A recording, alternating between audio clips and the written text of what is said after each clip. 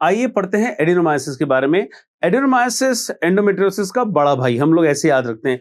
देखिए एंडोमेट्रियोसिस में क्या होता है, जो मेंस्ट्रुअल ब्लड है वो ट्यूब में से बाहर निकल के ओवरी में चला जाता है, एंडोमेट्रियोटिक सिस्ट कर देता है और पेट में जाके कई जगह पे एडिशंस कर देता है, एंडोमेट्रियोसिस। अब एंडोमेट्रियोसिस इंटरना मतलब एडेनोमायोसिस, इसमें क्या होता है, यूट्रस की कैविटी से निकल के यूट्राइन मसल में चला गया, यूट्रस से बाहर नहीं गया, यूट्राइन मसल के अंदर मेंस्ट्रुअल ब्लड चला जाए तो वो जो मेंस्ट्रुअल ब्लड यूट्रस की मसल में जाता है, यूट्रस की मसल को थोड़ा सा फुला देता है, सूज जाती है यूट्राइन मसल, हाइपरप्लेसिया हो जाता है, तो उसको बोला जाता है एडेनोमायोसिस। सो एडेनोमायोसिस देखिए, ये जो मैं आपको बता रहा था, यूट्रस की जो कैविटी है इसमें से ब्लड बाहर निकला है और यूट्राइन मसल के अंदर ये देखिए ये ब्लड के धब्बे हैं पूरे, ये जो ब्लड जा चुका है, मेंस्ट्रुअल ब्लड यूट्राइन मसल के अंदर जा चुका है और इस ब्लड के रिएक्शन में यूट्राइन मसल में हाइपरप्लेसिया हो जाता है, तो यूनिफॉर्मली इनलार्ज यूट्रस होता है। ज्यादातर ये औरतें होती हैं 40 साल से ऊपर की उम्र की, ये वो औरतें हैं जिनके 2-3 बच्चे होते हैं, मल्टीपैरस वुमन बियॉन्ड 40 इयर्स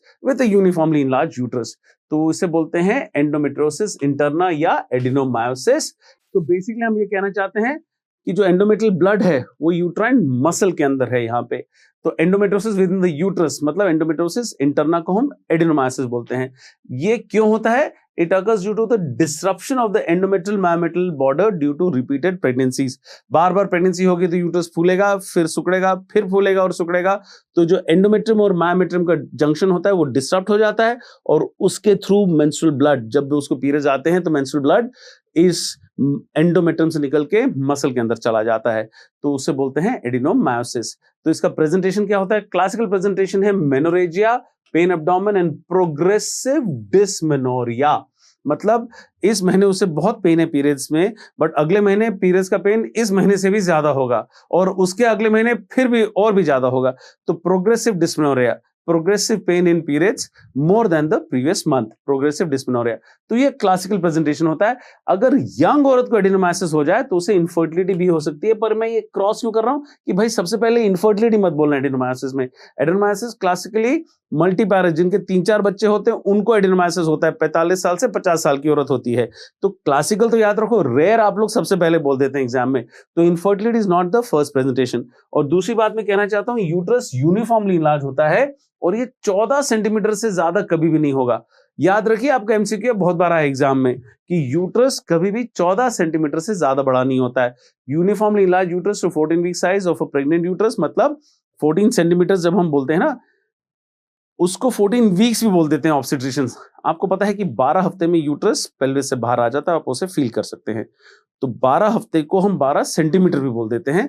तो गायनेकोलॉजिस्ट की आदत है कि 14 सेंटीमीटर्स बोल दें या 14 वीक्स भी बोल दें, एक ही बात है, तो कंफ्यूज मत होना, ठीक है। तो कोई भी किसी भी स्त्री के पेट में अगर कोई भी गांठ होती है तो उसको हम लोग सेंटीमीटर के साथ साथ कई बार वीक्स में भी व्यक्त करते हैं, तो इसलिए गायनेकोलॉजिस्ट सेंटीमीटर की जगह वीक्स बोल दें तो आप लोग कंफ्यूज मत होइएगा। तो 14 सेंटीमीटर से ज्यादा बड़ा कभी भी नहीं होता है और यूट्रस सिमेट्रिकली इनलार्ज होता है। जैसे फाइब्रॉइड से अगर हम डिफरेंशियल डायग्नोसिस देखें तो फाइब्रॉइड में यूट्रस एसिमेट्रिकली इनलार्ज होता है और वो कोई भी साइज का हो सकता है, पेट में कितना भी बड़ा हो सकता है, तो fibroids can be any size and they can be irregularly enlarge. Adenomyosis is uniformly large up to 14 centimeters or lesser, never more than that. Classical MCQ है। तो देखिए डायग्नोसिस हमारा अल्ट्रासाउंड से बहुत अच्छा हो जाता है और बेस्ट इमेजिंग है एमआरआई।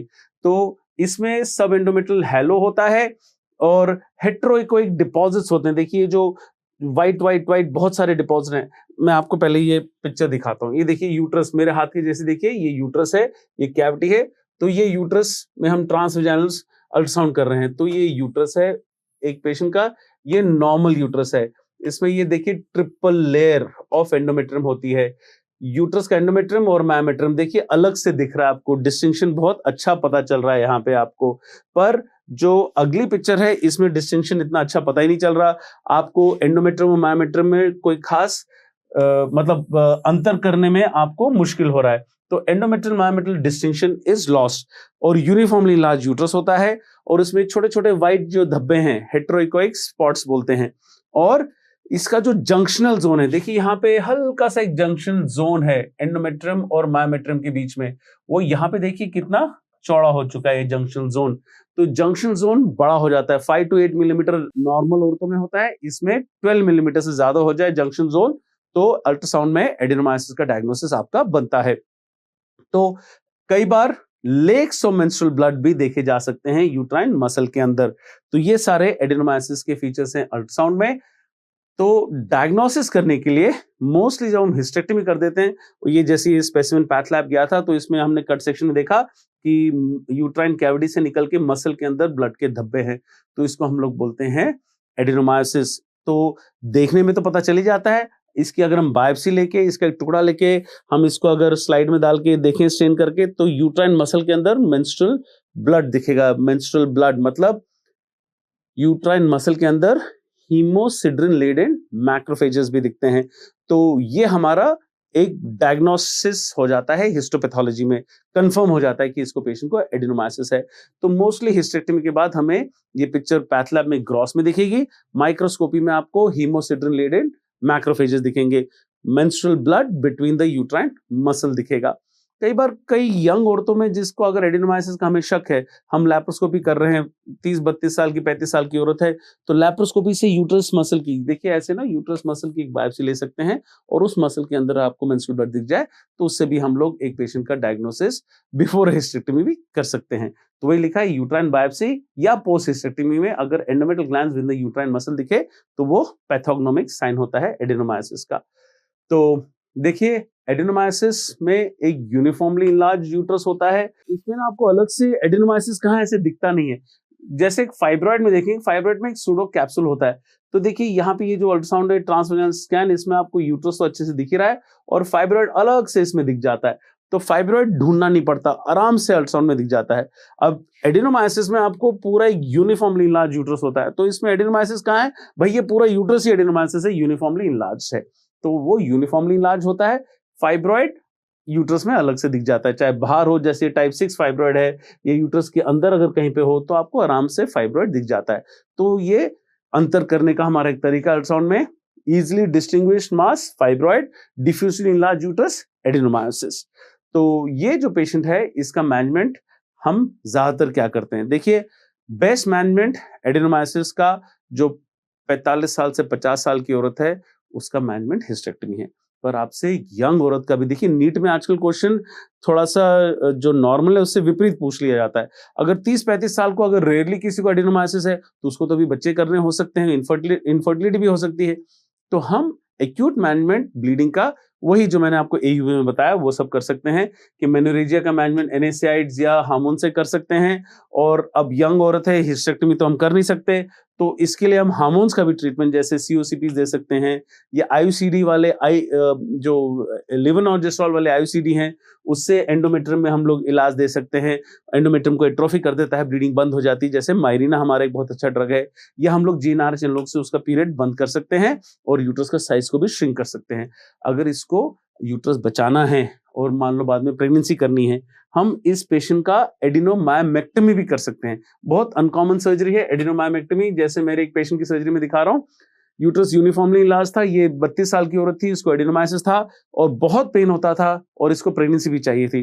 तो इस यूट्रस को हमने खोला है और यूट्राइन मसल का जो वो चंक्स ऑफ हाइपोप्लास्टिक टिश्यू है उसको हमने निकाल दिया। देखिए यहाँ पे हम ये हाइपोप्लास्टिक टिश्यू को निकाल रहे हैं, इसको निकाल के फिर हमने यूट्रस को सील दिया है। अब यूट्रस देखिए सीलने के बाद ऐसे एक नॉर्मल साइज का यूट्रस दिखता है।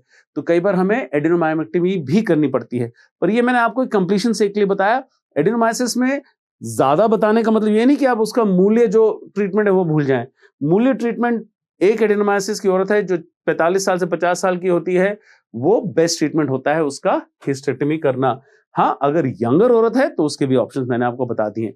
तो adenomyosis, older woman, multiparous, menorrhagia, pain abdomen, best treatment hysterectomy. इतने याद रखेंगे और ये भी याद रखिए कि 14 सेंटीमीटर से कभी भी बड़ा नहीं होता है एडिनोमायोसिस यूट्रस। ठीक है, आइए बात करते हैं एब्नॉर्मल यूट्राइन ब्लीडिंग के बारे में। कोई भी पैटर्न ब्लीडिंग का जो सामान्य पैटर्न से अलग होता है उसे एब्नॉर्मल यूट्राइन ब्लीडिंग कहा जाता है। आप लोग जानते हैं कि जो सामान्य पैटर्न है ब्लीडिंग के, जो किसी भी स्त्री के मासिक धर्म में होते हैं, आपको पता है कि अवधि, ब्लीडिंग की जो अवधि होती है वो है 28 दिन ± 7 डेज। अब इसको नॉर्मल कहा जाता है अगर 21 से 35 दिन के किसी के पीरियड्स होते हैं। कई किताबें 24 से 35 भी कहती हैं पीरियड्स की अवधि को। ये 35 है, 35।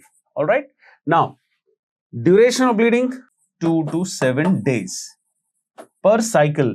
एक जो मेंस्ट्रुअल साइकिल का जो एक महीना, जो एक पीरियड बोलते हैं, उसमें पूरे महीने में 2 से 7 दिन की ब्लीडिंग को नॉर्मल कहा जाता है। 3 से 5 दिन ज्यादातर लोग बोलते हैं, बट अगर डेफिनेशन के लिए पूछा जाए सो 2 से 7 दिन।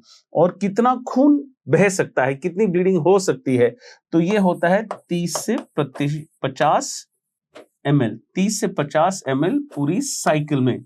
याद रखिए 30 से 50 ml पूरी साइकिल का हम लोग माप बता रहे हैं। ये मत बोलेगा कि प्रतिदिन उसको 50 ml ब्लड लॉस होता है, वो बहुत ज्यादा हो जाएगा। तो 30 से 50 ml ब्लीडिंग होती है एक महीने में, जो एक पीरियड होता है। ये नॉर्मल पैटर्न है। अब इससे कुछ भी अलग हो जाए तो उसे एबनॉर्मल यूट्राइन ब्लीडिंग बोला जाता है। जैसे कि मेनोरेजिया मतलब 80 ml से ज्यादा ब्लड लॉस, हाइपोमेनोरिया 20 ml से कम ब्लड लॉस, या पॉलीमेनोरिया 21 दिन से पहले की पीरियड्स, या ओलिगोमेनोरिया 35 दिन के बाद पीरियड आ रहा है। तो ऐसे बहुत बड़ी लिस्ट है। मैंने आपको अपने जो पूरे ऐप में इसके बारे में पढ़ाया है, वो डेफिनेशन काफी साधारण है। हम लोग इस टॉपिक के थोड़े डेप्थ में जाके अपना रैपिड रिवीजन करते हैं। तो अब ये जो एबनॉर्मल यूट्राइन ब्लीडिंग होती है, इसका जो इंसिडेंस है 10 से 25% औरतों को एबनॉर्मल ब्लीडिंग होती है, और वो हो सकती है एक्यूट या क्रॉनिक। एक्यूट मतलब which requires urgent attention, urgent attention required, मतलब अभी ये औरत इस महीने एक्सेसिव ब्लीडिंग करके आई है, या पिछले 2 महीने से मुझे बहुत भारी पीरियड आ रहे हैं, लड़की कहती है, मतलब ये ब्लीडिंग जिसके लिए मुझे अभी तुरंत इसका समाधान देना है। अब यही ब्लीडिंग पैटर्न याद रखिए, जब औरत हमारे पास आती है एक्सेसिव ब्लीडिंग करके, यही ब्लीडिंग पैटर्न कई बार एक्सेसिव ना होकर बहुत कम भी एक प्रेजेंटेशन हो सकती है। ये मत सोचिए कि हमेशा एक्सेसिव ब्लीडिंग ही एबनॉर्मल यूट्राइन ब्लीडिंग होती है। यस, ज्यादातर यही पैटर्न है कि पेशेंट को बहुत ज्यादा ब्लीडिंग है, जिसकी वजह से पेशेंट आपके पास आई है, कहती है डॉक्टर साहब मुझे बहुत ब्लीडिंग हो रही है, मेरे का इसका इलाज चाहिए। पर कई बार एक औरत इसके लिए भी आती है कि डॉक्टर साहब मुझे तो 5 दिन की ब्लीडिंग होती थी, इस बार मेरे को केवल 1 दिन की ब्लीडिंग हुई है। तो उसको भी आपको इलाज देना है, उसमें देखना है कि कहीं से ट्यूबरक्लोसिस की वजह से एशरमैन सिंड्रोम तो नहीं हो रहा है, तो उसमें कम ब्लीडिंग होती है। तो कम ब्लीडिंग से भी औरत आपके पास आ सकती है, उसको भी एबनॉर्मल यूट्राइन ब्लीडिंग कहा जाता है, पर ज्यादातर आपको एक्सेसिव ब्लीडिंग वाली पेशेंट मिलेगी। अब क्रॉनिक एयूबी क्या है? यही ब्लीडिंग जो more than 6 months of abnormal uterine bleeding अगर है, तो उसे क्रॉनिक एयूबी कहा जाता है। अब इनके कारण क्या है?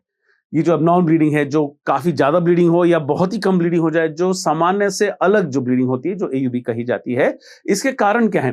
कारण वो है जो मैंने आपको पूरी ऑब्जन गायनी पढ़ा दी है। जितने भी कारण जो मैंने गायनी के पढ़ाए हैं, जैसे फाइब्रॉइड है, एडिनोमाइसिस है, एंडोमेट्रियल कैंसर है, एंडोमेट्रियल हाइपोप्लेसिया है, सीए सर्विक्स है, ये सारे एबनॉर्मल ब्लीडिंग करते हैं।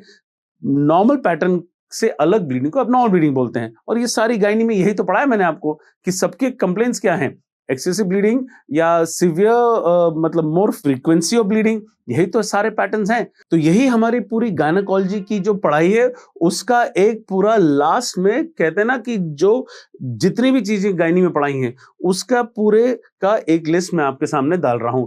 ये जो कारण है, इन्हें बोला जाता है एबनॉर्मल यूट्राइन ब्लीडिंग के कॉमन कारण। तो ये हमारे पास एक निमोनिक है जो federation of international gynaecologist and obstetrician ने दिया है। इसे बोलते हैं पाम कॉइन। कॉइन में एक ई भी है, तो पाम कॉइन एक निमोनिक है। उसमें पॉलिप, एडिनोमाइसिस, लियोमायमा, मैलिग्नेंसी, और उसके बाद coagulopathy, ovulatory dysfunction, endometrial causes, iatrogenic causes and not otherwise classified causes. तो पाम कॉइन हमारा एक निमोनिक है, इसको प्लीज याद रखिएगा। ये एक्सेप्टेड निमोनिक है, और इसी निमोनिक से हम आपको आजकल क्वेश्चन पूछते हैं। हम ये नहीं पूछते कि फाइब्रॉइड यूट्रस का 49 ईयर्स पे क्या इलाज है। हम बोलेंगे a woman comes to at 50 years of age, और let's say 49 years of age, और इस 49 ईयर्स पे इसको है एक्सेसिव ब्लीडिंग। अल्ट्रासाउंड से पाया गया कि इसको है AUBL। तो AUBL लिख देंगे आपके एग्जाम में। तो AUBL मतलब abnormal uterine bleeding because of leiomyoma. Leiomyoma मतलब फाइब्रॉइड। तो leiomyoma at 49 years excessive bleeding है, तो आप क्या इलाज करेंगे? आप हिस्टेक्टमी बोलेंगे उसके बारे में। पर अगर आपको यही नहीं पता कि AUBL का मतलब फाइब्रॉइड की वजह से एक्सेसिव ब्लीडिंग है, तो आपका आंसर रॉन्ग हो सकता है।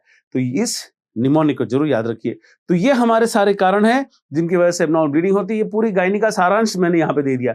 जितने भी गायनी की कॉज है उसकी वजह से एबनॉर्मल ब्लीडिंग होती है, वो सारी लिस्ट मैंने आपको यहाँ पे दे दी है। पर किसी को अगर हम अबनॉर्मल ब्लीडिंग है तो इसका इलाज तो उनका जो पीछे का कॉज है उसका इलाज कीजिए। कैंसर है तो उसका इलाज करना है, फाइब्रॉइड है तो उसका इलाज करना है। अगर एक यंग लड़की में फाइब्रॉइड है, 30 साल की औरत, तो उसका हम मायोमेक्टमी करेंगे। अगर ये 50 साल की औरत है जिसको फाइब्रॉइड है तो हम हिस्टेक्टमी करेंगे। इलाज तो हमें पता है, पर अभी फिलहाल ये एक्सेसिव ब्लीडिंग करके आपके पास इमरजेंसी में आई है, तो उसका इलाज क्या है वो हमारा नेक्स्ट पार्ट है चैप्टर का, कि ये जो एक्सेसिव ब्लीडिंग करके आई है इसका अभी निवारण कैसे किया जाए। तो एक्सेसिव ब्लीडिंग को कंट्रोल कीजिए और फिर ये जो कारण है इनका इलाज कीजिए। तो एक्सेसिव ब्लीडिंग कंट्रोल करने के लिए आपको पता है कि पहले हमको रिससिटेशन करना है, आईवी लाइन दीजिए लार्ज बोर की, आईवी फ्लूइड दीजिए, ब्लड को अरेंज कीजिए, ये सब तो आपको करना ही है। उसके साथ हम ब्लीडिंग कैसे कंट्रोल करते हैं वो हमारा नेक्स्ट पार्ट है चैप्टर का, बहुत इंपॉर्टेंट। तो एक्सेसिव ब्लीडिंग कंट्रोल करने के लिए हमारे पास फर्स्ट लाइन ड्रग्स होते हैं एनएसआइड्स और ट्रांसमिक एसिड, ये दोनों फर्स्ट लाइन ड्रग माने जाते हैं। तो एनएसआइड्स आपको पता है एंटी प्रोस्टाग्लैंडिन्स होते हैं, तो they will inhibit the vasodilator uterine prostaglandins. तो जो ब्लीडिंग वाला यूट्रस है उसमें जो वैसोडायलेटर प्रोस्टाग्लैंडिन्स होते हैं उसकी वजह से ज्यादा ब्लीडिंग होती है, तो उसको कंट्रोल करने के लिए हम एंटी प्रोस्टाग्लैंडिन दे सकते हैं। तो जैसे कोई लड़की कई बार आती है ना, पेन इन पीरियड्स, डिस्मेनोरिया करके आती है, हम उसे ब्रूफिन की गोली दे देते हैं, आइबुप्रोफेन। 2-3 दिन बाद ये लड़की आएगी, कहेगी डॉक्टर साहब मेरा पेन तो कम हो गया, पर मेरी ब्लीडिंग भी जो 5 दिन होती थी 3 दिन में खत्म हो गई। तो आप बताएंगे कि यस, ये जो एनएसआइड्स हैं ब्लीडिंग भी कम करते हैं और पेन भी कम करते हैं। तो ये एनएसआइड्स एक बहुत अच्छा हमारा एक पहला ड्रग जो हम लोग यूज करते हैं ब्लीडिंग के लिए। और उसी प्रकार है ट्रांसमिक एसिड जो है एंटी फाइब्रिनोलाइटिक। कहीं पे भी ब्लीडिंग हो तो हम लोग, सर से लेके पांव तक, आदमी हो औरत हो, कोई भी ब्लीडिंग हो, ट्रांसमिक एसिड आजकल बोला जाता है। तो यूट्राइन ब्लीडिंग में भी ट्रांसमिक एसिड बहुत अच्छा एक्शन करता है। हम लोग देते हैं 500 मिलीग्राम से 1 ग्राम की डोज आईवी हम रिपीट कर सकते हैं 8 आवर्ली, 3 इंजेक्शन एक दिन में लगा देते हैं कई बार, और 2-3 दिन तक दे देते हैं जब तक ब्लीडिंग पूरी बंद नहीं हो जाती। फिर उसके बाद ओरल टैबलेट्स पे चेंज कर देते हैं। तो ये जो फाइब्रिन प्लग बनता है, जहां पे भी यूट्रस में ब्लीडिंग हो रही है वहां पे एक फाइब्रिन प्लग बनेगा, जैसे बॉडी में हर जगह बनता है, पर यूट्रस में फाइब्रिनोलाइसिन्स होते हैं। तो वो फाइब्रिनोलाइसिन्स को, इनहिबिशन ऑफ फाइब्रिनोलाइटिक फैक्टर्स, एंटी फाइब्रिनोलाइटिक, ये एक्शन है जिसकी वजह से ब्लीडिंग कम हो जाती है। तो ये हमारे इनिशियल ड्रग्स हैं, इससे काम नहीं होता तो हम जाते हैं अपने हार्मोन्स पे। अब हार्मोन्स हमारे पास हैं जैसे प्रोजेस्टेरोन, फिर है ईस्ट्रोजन। यहां पे मैंने प्रोजेस्टेरोन पहले क्यों बोला, याद रखिए ब्लीडिंग के लिए प्रोजेस्टेरोन हमको एक बहुत साधारण और अच्छा ड्रग लगता है जो ब्लीडिंग बंद करता है। अगर वो काम नहीं करता तब हम ईस्ट्रोजन पे आते हैं। तो प्रोजेस्टेरोन हमारे जो ड्रग्स हैं वो secretion and stabilisation of the endometrium करते हैं। और अगर हम इसको एक लंबी अवधि के लिए दे दें तो ultimately atrophy of the endometrium हो जाता है। एंडोमेट्रियम एकदम फ्लैट हो जाता है, उसमें ग्लैंड्स ग्रो ही नहीं कर पाएंगे। भाई देखिए, प्रोजेस्टेरोन देने की वजह से सिक्रीशन हुआ और स्टेबलाइजेशन हो गया। ये तो मैं आपको पहले चैप्टर से पढ़ा रहा हूं। अब सिक्रीशन और स्टेबलाइजेशन हो गया और इतने दिन तक हाई डोज प्रोजेस्टेरोन दे दिया कि प्रोलिफरेशन हो ही नहीं पा रहा है। अगर प्रोलिफरेशन हो ही नहीं पाएगा तो ब्लीडिंग कैसे होगी? तो एंडोमेट्रियम अगर पूरा चपटा हो जाएगा, फ्लैट हो जाएगा, तो पीरियड्स आएंगे ही नहीं। तो ये एंडोमेट्रियम को एट्रोफी करके ब्लीडिंग स्टॉप कर देता है। तो एक्यूट ब्लीडिंग को भी बंद करेगा और उससे कंटिन्यू करोगे तो एंडोमेट्रियम एट्रोफिड रहता है और ब्लीडिंग कम हो जाती है। तो ये है प्रोजेस्टेरोन का एक्शन। कई बार ये काम नहीं करता है तो ईस्ट्रोजन देते हैं। They will replace old endometrium with new glands. तो जो एंडोमेट्रियम बहुत ब्लीड कर रहा था उसको हमने प्रोजेस्टेरोन से ब्लीडिंग रोकने की कोशिश करी। कई बार प्रोजेस्टेरोन काम नहीं करते तो हम क्या करते हैं, वो जो गंदे वाला एंडोमेट्रियम है, चलो इसे निकलने दीजिए, हम इसको हाई डोज ईस्ट्रोजन देंगे जिससे कि नए ग्लैंड्स ग्रो करेंगे। और ईस्ट्रोजन से जब नए ग्लैंड्स ग्रो करते हैं तो पुराने एंडोमेट्रियम को रिप्लेस कर देते हैं। तो जो एक एंडोमेट्रियम था जिसमें कि ब्लीडिंग बहुत हो रही थी, उसको रिप्लेस कर दिया फ्रेश न्यू ग्लैंड से, और एंडोमेट्रियल ग्लैंड्स लंबे लंबे बनने लग जाते हैं, ब्लीडिंग बंद हो जाती है। तो अगर प्रोजेस्टेरोन से काम नहीं करेगा तो ईस्ट्रोजन काम करेंगे। याद रखिए, जब ईस्ट्रोजन देते हैं तो एंडोमेट्रियम बहुत लंबा हो जाता है, ब्लीडिंग बंद तो हो जाती है पर एंडोमेट्रियम बहुत ग्रो कर जाता है। तो जब भी इससे पीरियड आएगा, देखो मैंने प्रोजेस्टेरोन दिया, स्टॉप करोगे तो पीरियड्स आएगा। ईशन दोगे, ब्लीडिंग बंद हो गई, फिर जब ईशन को स्टॉप करोगे तो फिर से पीरियड आएगा। पर ईशन ने नए ग्लैंड्स खड़े कर दिए थे, तो जब आप ईशन स्टॉप करोगे तो ब्लीडिंग जो होती है उस टाइम पे ज्यादा होती है। तो यस, इसलिए ईशन हमारा सेकंड हार्मोन है, फर्स्ट हार्मोन नहीं है। बिकॉज द विथड्रॉल, जब भी इसके पीरियड आएंगे, withdrawal is heavier. That's why ये हमारा फर्स्ट हार्मोन नहीं होता है। फर्स्ट हार्मोन हमारा प्रोजेस्टेरोन होता है, और अगर वो काम नहीं करता तब हम ईस्ट्रोजन देते हैं। बट अब ध्यान से सुनिएगा, आप लोग पीजी एंट्रेंस का एग्जाम लिख रहे हैं, ध्यान से सुनिए। Progesterone first line, next line oestrogen. But एक क्वेश्चन आया था आपका नीट में, जब पहले नीट जब ऑल इंडिया एग्जाम होता था, acute severe menorrhagia in a young girl, 19 years शायद एज दी गई थी उस क्वेश्चन में। एक्यूट सिवियर मेनोरेजिया मतलब अब हमारे पास इतना टाइम नहीं कि पहले हम प्रोजेस्टेरोन दें और वो काम नहीं करेगा तब हम ईस्ट्रोजन दें। एक्यूट सिवियर मेनोरेजिया, हमें वो ड्रग देना है जो ब्लीडिंग बहुत जल्दी स्टॉप करता है, तब ईस्ट्रोजन फर्स्ट लाइन हो जाता है। फिर से दोहरा रहा हूं, हमेशा ब्लीडिंग के मैनेजमेंट में ट्रांसमिक एसिड, एनएसआइड्स हमने दे दिया, नहीं हुआ तो हमने प्रोजेस्टेरोन दे दिया, नहीं काम किया तो हम ईस्ट्रोजन पे आते हैं। पर अगर एक्यूट सिवियर मेनोरेजिया एग्जाम के क्वेश्चन में लिखा है, तब हमारा फर्स्ट लाइन ड्रग ईस्ट्रोजन हो जाता है। तो इसलिए तो हम लोग डॉक्टर्स बन रहे हैं, ताकि हमें हर सिचुएशन का स्पेसिफिक मैनेजमेंट पता हो, राइट। तो ईस्ट्रोजन प्रोजेस्टेरोन हमारा जो मैनेजमेंट है वो समझ में आया। कई बार हम लोग क्या करते हैं, हम लोग सीओसीपीज दे सकते हैं। आपको पता है कि जब हम सीओसीपीज देते हैं तो वो amount of oestrogen progesterone in that tablet is very less, तो उसकी वजह से जो एंडोमेट्रियम प्रोलिफरेशन सिक्रेशन होता है बहुत कम होता है, तो इसका एंडोमेट्रियम बनता ही बहुत कम है, तो इसकी ब्लीडिंग भी कम होती है। तो सीओसीपी भी हम लोग दे सकते हैं ब्लीडिंग कंट्रोल के लिए। एंड्रोजन्स, अगर हमारे ये ड्रग्स काम नहीं करते तो एंड्रोजन भी हमारा एक अच्छा ऑप्शन है। Androgens do a faster atrophy, androgens करते हैं faster atrophy of the endometrium. जैसे कि डायनाजोल हमारा एक बहुत अच्छा ड्रग है जो हम लोग यूज कर सकते हैं ब्लीडिंग में। कई बार टेस्टोस्टेरोन के इंजेक्शंस भी देते हैं। तो ये मत सोचिएगा सर कि डायनाजोल तो हिर्सुटिज्म कर देगा। अरे भाई, आप ब्लीडिंग कंट्रोल करने के लिए 10-15 दिन या 1 महीने के लिए ड्रग देने वाले हो, इसमें हिर्सुटिज्म नहीं होता है। डायनाजोल जब हम एंडोमेट्रोसिस के लिए 1 साल के लिए, 2 साल के लिए देते हैं, तब एंडोमेट्रोसिस की में ट्रीटमेंट की वजह से जब हम डायनाजोल देते हैं, तब उसमें हाइपर एंड्रोजनिज्म के साइड इफेक्ट्स जैसे कि हिर्सुटिज्म एंड विरलाइजेशन हो सकता है। ये acute management for 15-20 days 1 month से hirsutism is not a problem. इससे रिजल्ट्स ही मिलते हैं, साइड इफेक्ट्स बहुत कम होते हैं, हम यूज कर सकते हैं एंड्रोजन्स। अब ये सब जब काम नहीं करेंगे तो हम लोग जीएनआरएच एनलॉग्स दे सकते हैं। आप जानते हैं कि जब हम इसको कंटिन्यूस डोज से हम जीएनआरएच एनलॉग्स देते हैं तो पिट्यूटरी का डाउन रेगुलेशन हो जाता है। तो पिट्यूटरी का जब down regulation of pituitary continuous जब हम देते हैं, तो डाउन रेगुलेशन ऑफ पिट्यूटरी का मतलब है नो एलएचएफएसएच, मतलब नो फॉलिकल। तो फॉलिकल नहीं होगा तो ईस्ट्रोजन प्रोजेस्टेरोन नहीं बनेंगे, तो एंडोमेट्रियम प्रोलिफरेट ही नहीं करेगा, तो ब्लीडिंग कैसे होगी। तो हम क्या करते हैं कि जो हमारे ईस्ट्रोजन प्रोजेस्टेरोन है, एनएसआइड्स और ट्रांसमिक एसिड है, इससे ब्लीडिंग तो बंद कर देते हैं। पर हम देख रहे हैं कि पिछले 4 महीने में 3 बार आ गई ये पेशेंट। 4 महीने में 3 पीरियड जो आए, उसकी वजह से ये पेशेंट हमारे पास इमरजेंसी में आती है। इसकी ब्लीडिंग बंद तो कर देते हैं हर बार, पर अभी इतनी बार हो रहा है, तो चलो अभी 30-35 साल की लड़की है, इसका अब पीरियड थोड़े दिन के लिए बंद कर देते हैं, ताकि हम इसको, इसकी जो सेहत है वो सुधर जाए और इसका जो कारण है उसका भी निवारण हो जाए, और इसको ब्लीडिंग की वजह से हर महीने हमारे पास ना आना पड़े। तो हम कई बार इसके पीरियड्स बंद कर देते हैं जीएनआरएच एनलॉग से। हम ये भी जानते हैं कि जीएनआरएच एनलॉग जनरली हम लोग 6 महीने तक ही देते हैं। 6 महीने से अगर ज्यादा देना हो तो जीएनआरएच एनलॉग्स का साइड इफेक्ट है ऑस्टियोपोरोसिस, उसके लिए हमें लो डोज ईस्ट्रोजन का एड बैक थेरेपी करना होता है। तो जीएनआरएच एनलॉग्स याद रखिए, एक हमारा गो टू ड्रग है, फाइनल, मतलब कि अगर कुछ काम नहीं करता ड्रग्स में तो हम लोग इसके पीरियड्स ही 6-7 महीने के लिए स्टॉप कर देते हैं जीएनआरएच एनलॉग से। सर्म्स और मिलॉक्सिफिन सेंटक्रोमन के नाम से बेची जाती है, हमारे इंडिया में तो सहेली के नाम से मिलती है। 60 milligram twice weekly for initial 3 months, और उसके बाद वंस वीकली। तो ये जो टैबलेट्स हम लोग देते हैं, इससे पीरियड्स बहुत कम आते हैं, और याद रखिए कि इससे थोड़ा सा फॉलिकुलर फेज बढ़ जाता है।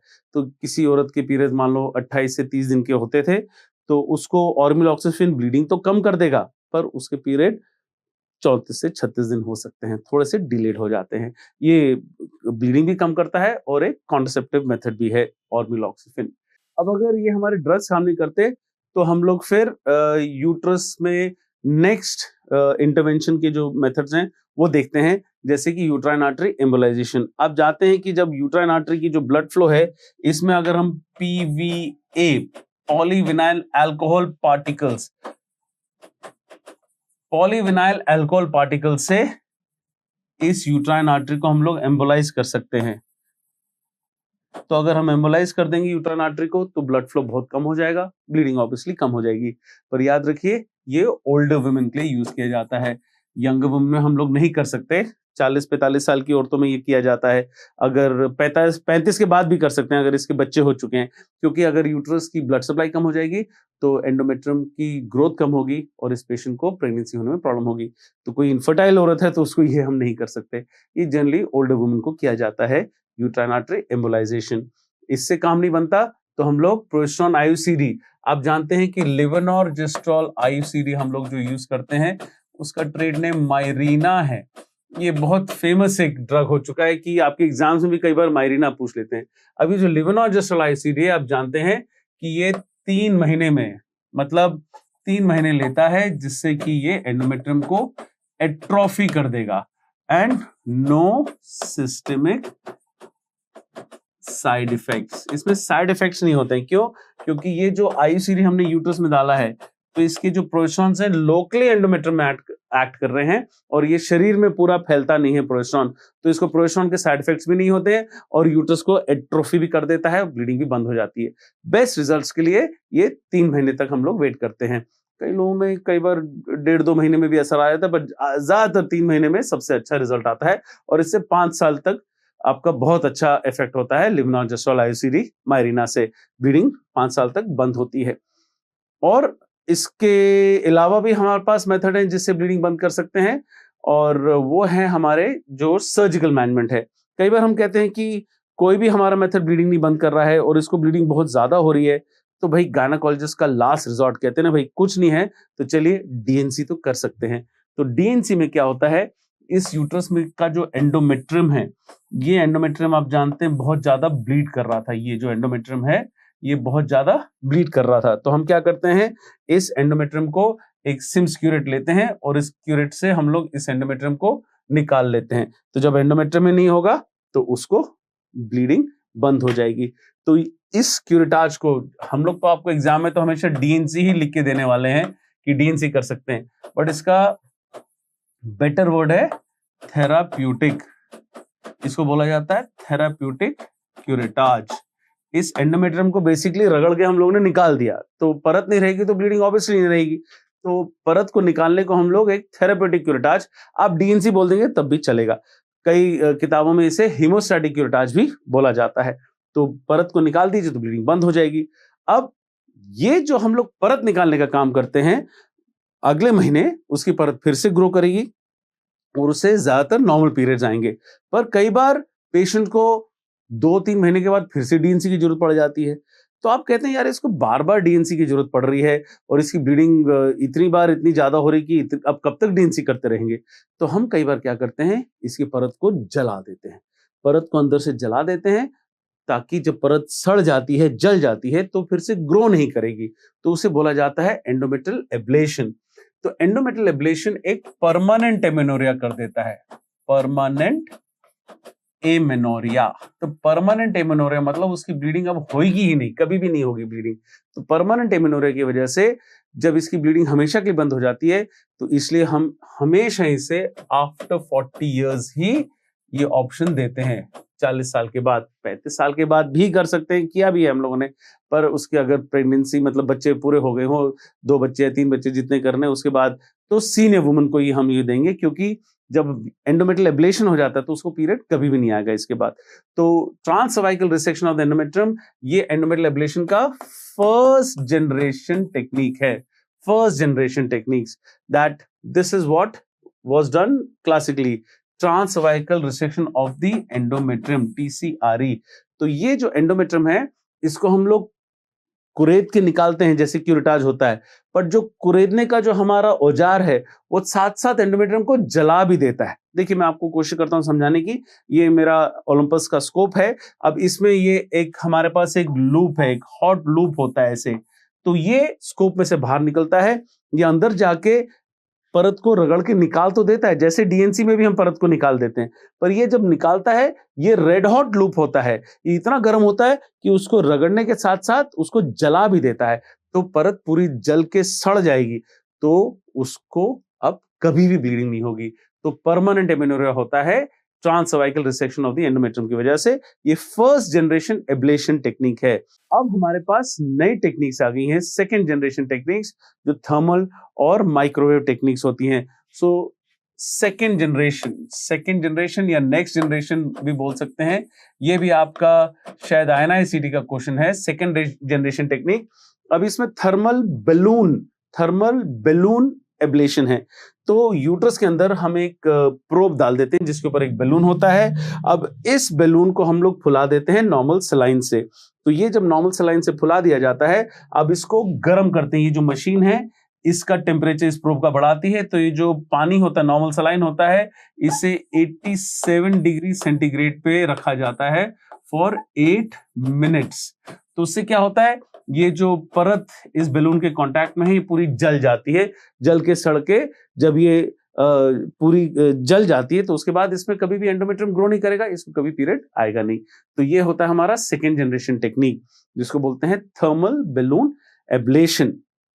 और हम लोग कर सकते हैं माइक्रोवेव एब्लेशन। माइक्रोवेव में एक प्रोब होता है, ये भी प्रोब जो माइक्रोवेव रेज देगा जिससे कि परत जल जाती है। तो माइक्रोवेव में ये वेव गाइड होता है जो 95 डिग्रीज पे रखता है, इस परत को जला देता है 95 डिग्रीज को, पर ये सिर्फ 6 मिलीमीटर की डेप्थ तक जलाता है। ये मत सोचिए कि पूरा यूट्रस इसमें प्रभावित होगा, सिर्फ ये जो परत है 6 मिलीमीटर की परत जल जाती है, इसको 4 मिनट तक जला जाता है, फिर ये परत पूरी जल जाएगी, इसे कभी भी पीरियड्स नहीं आएंगे। तो ये हमारे सेकेंड जनरेशन टेक्निक्स हैं जो मैंने आपको पहले बताया, थर्मल और ये माइक्रोवेव।